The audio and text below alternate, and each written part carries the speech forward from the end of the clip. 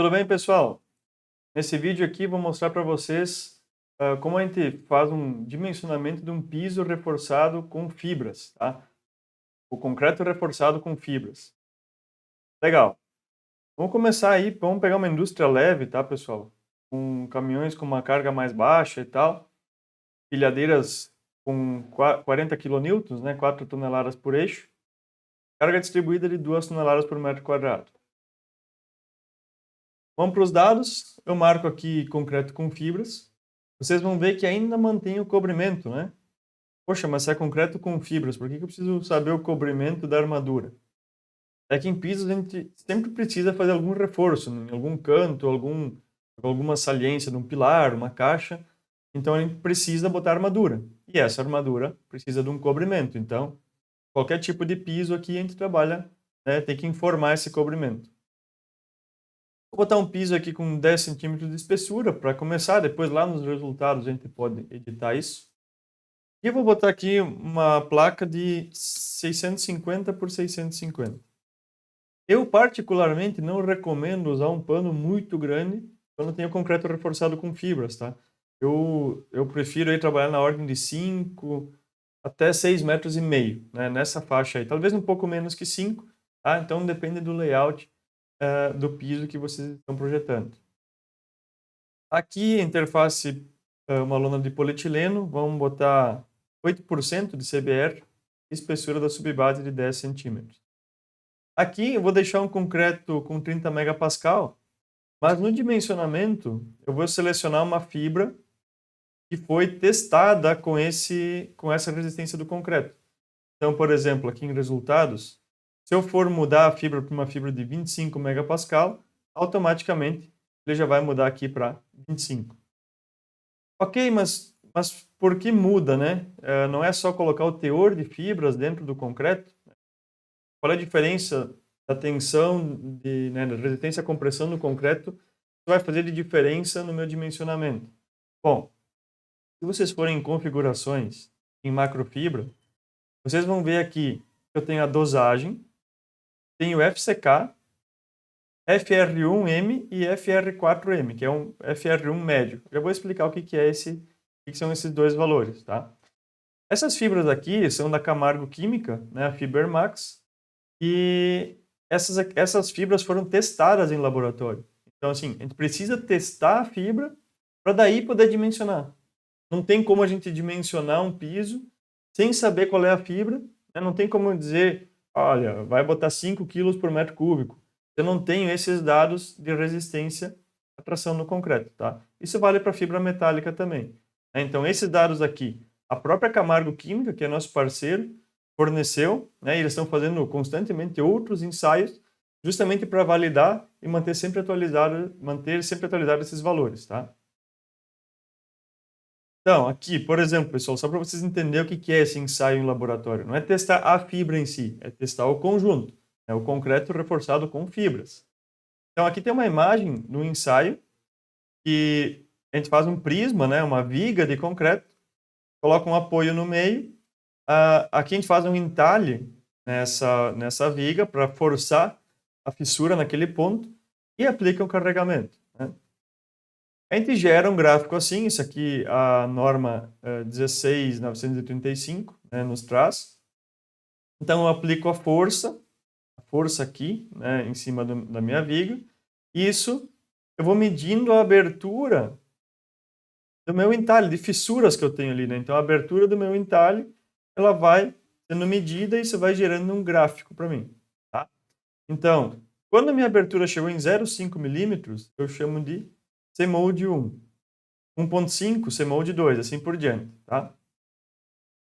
Nesse ponto aqui, no CMOLD 1, eu tenho o meu FR1, tá? Esses aqui são gráficos reais, tá, pessoal? Isso aqui é um gráfico hipotético, isso aqui são gráficos reais. Então, meu FR1 eu pego, no meu CMOLD está em 0,5 milímetros.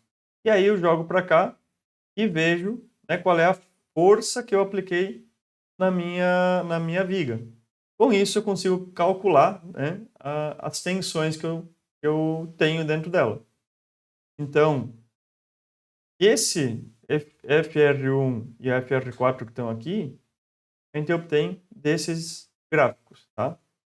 E uma curiosidade, quando eu tenho baixo teor de fibras, olha como é que o gráfico se comporta, né? Ele vai subindo aqui, vou aplicando carga. Ele vai subindo aqui de forma linear, abertura de fissura, abrindo muito pouco a fissura aqui. E aí quando o meu concreto não suporta mais as tensões de tração, ele simplesmente perde rigidez, né? E perde resistência. Então, a resistência cai e a minha fissura aumenta. E aí depois eu vou perdendo mais força aqui, né? Vou perdendo força e a peça vai se deformando cada vez mais. Isso aqui quando eu tenho baixo teor de fibra. Eu tenho um médio teor de fibras, no início aqui acontece a mesma coisa, enquanto o concreto suporta essas tensões de tração. Vai subindo aqui de forma linear, chega no pico e aí ele diminui. Mas vejam que nesse segundo caso, diminuiu muito menos, né? A força que eu estou aplicando. E até temos uns pontos aqui que ela subiu de novo e acabou descendo. E vocês me perguntam, o que são esses, né, esses picos aqui que dá para ver no gráfico? É justamente quando eu tenho ou um escorregamento da fibra, né, ou um novo ponto de fissuração. Né?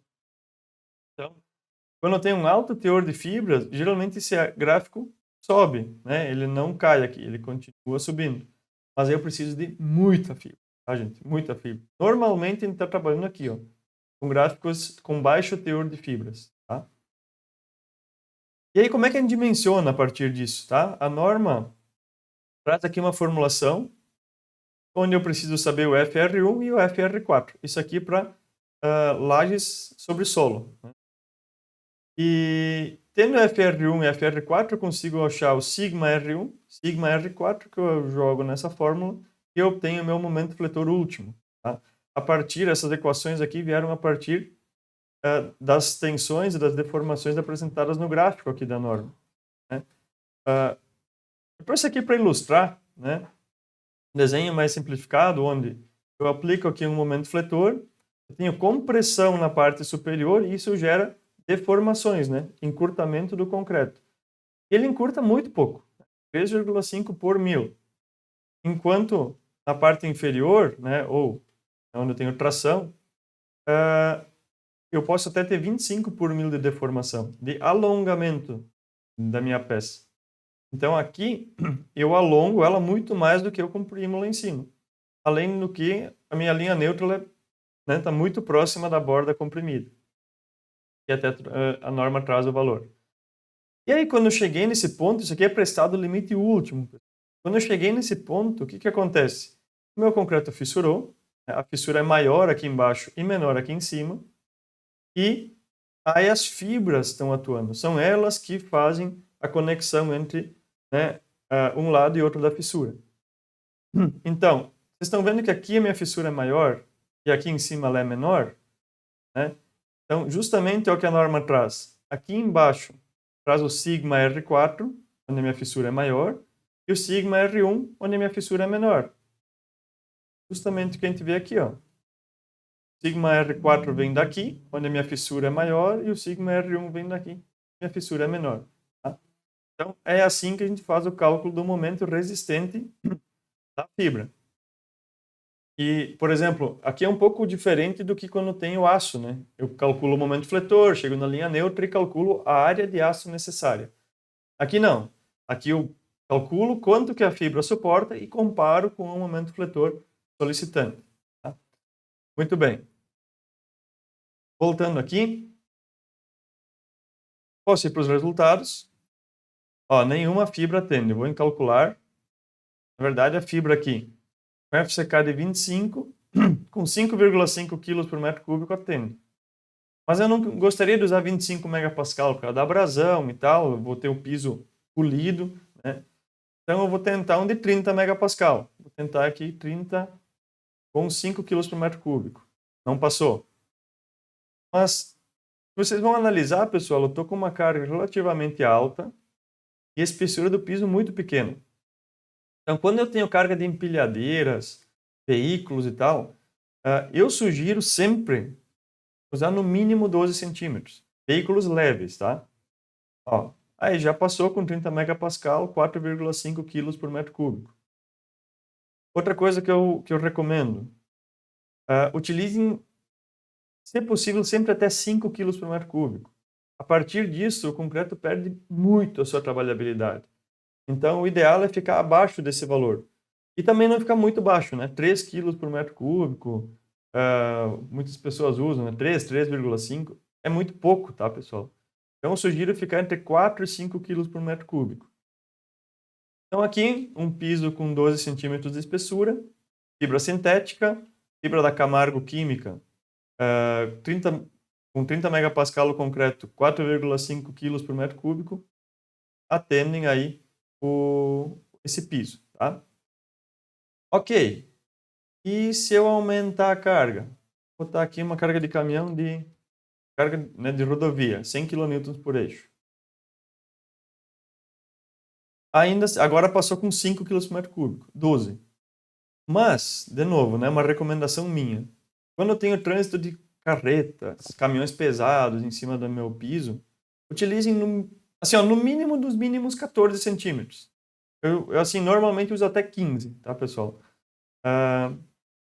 Por quê? Porque eu posso ter algum, sei lá, né, algum caminhão que vem com uma carga um pouquinho maior do que a carga permitida. Aí muitos vão dizer, não, mas só foi calculado para isso, né? Não foi calculado para uma carga maior. A gente sabe, né, pessoal, mas uma vez que o piso fissurou, ele está fissurado, né? Então eu tenho que tratar, tenho que injetar alguma coisa para fazer o reparo. Então, assim, eu particularmente, quando tenho trânsito de caminhões e tal, eu uso 15 centímetros. Quando tenho trânsito de veículos mais leves, alguma van, alguma coisa assim, eu até vou em 12. Né? Mas é sugestão minha, tá? É sugestão minha só. Legal. Né? Feito isso, vou para os quantitativos, né? Vou calcular o comprimento das juntas, área total do piso, tudo mais. E aqui eu tenho espaçador de tela superior. Né? Eu tenho espaçador de tela superior. Se eu adicionar algum reforço, tela ou, enfim, barras de aço, eu posso usar esse espaçador aqui, né, para posicionar esses reforços. Espaçador de barra de transferência, bom, se eu tiver qualquer junta no piso, eu já vou ter barra de transferência, né, e preciso apoiar elas em alguma coisa, tá?